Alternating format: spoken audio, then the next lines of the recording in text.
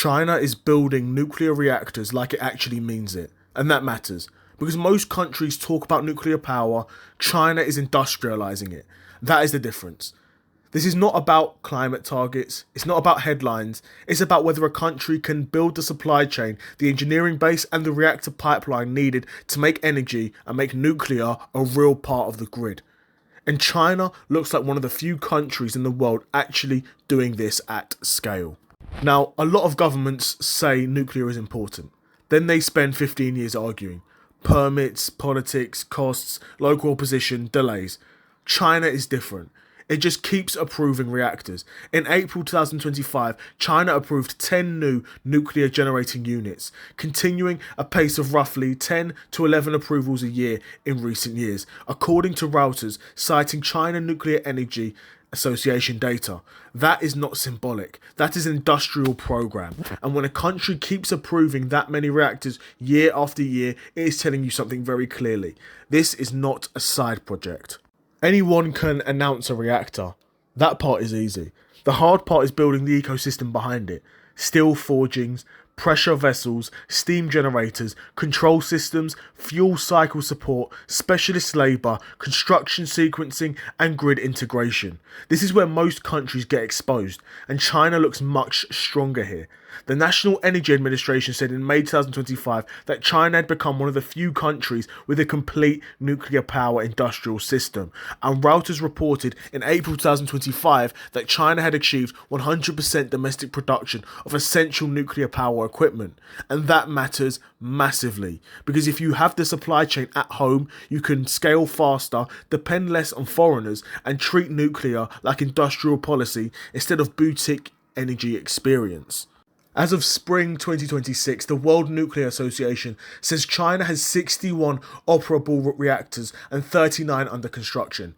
That is huge, and it tells you this is not some vague fatigue ambition. This is live. Real units, real sites, real grid capacity and real construction. The WNA also shows China recently connected new reactors to Taipingling 1 and Sanhao 1 to the grid in 2026. So this is not just about announcing projects and forgetting them, they are actually moving them through the pipeline. And that is what separates a serious nuclear country from a pretending one. Now let's be honest. Nuclear is still only a modest part of China's electricity mix. Official Chinese data said nuclear accounted for 4.5% of total electricity production in 2024. So if someone tells you China has already solved the grid with nuclear, that is nonsense. It is not. But that is not the real takeaway. The real takeaway is that China is one of the few countries building the physical base needed for nuclear to become a much larger share later.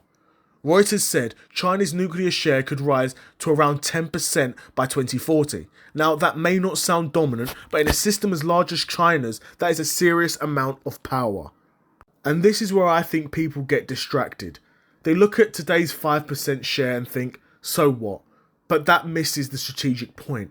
Energy transitions are won by built capacity, not by slogans. If China can build reactors repeatedly, standardise designs, localise equipment and keep costs under control better than Western countries, then it creates a compounding advantage. One reactor matters. A mature industrial system matters more. Because once you have the workforce, the parts, the engineering, and the standard models, nuclear stops being an occasional mega project and becomes a repeatable process. And that is exactly what China seems to be going for. And another thing that people miss is, for China, nuclear is not just a green story. It is a power security story. China wants more stable baseload electricity, less reliance on imported energy, less vulnerability, and more control. Nuclear helps with all of that. It gives long life generation, it strengthens the grid, it fits with a state-led long-term planning model. So when you look at China's reactor pipeline, do not just think climate, think state capacity, think industrial strategy, and think energy sovereignty. So, is China serious about nuclear power becoming a major part of its grid? Yes, absolutely.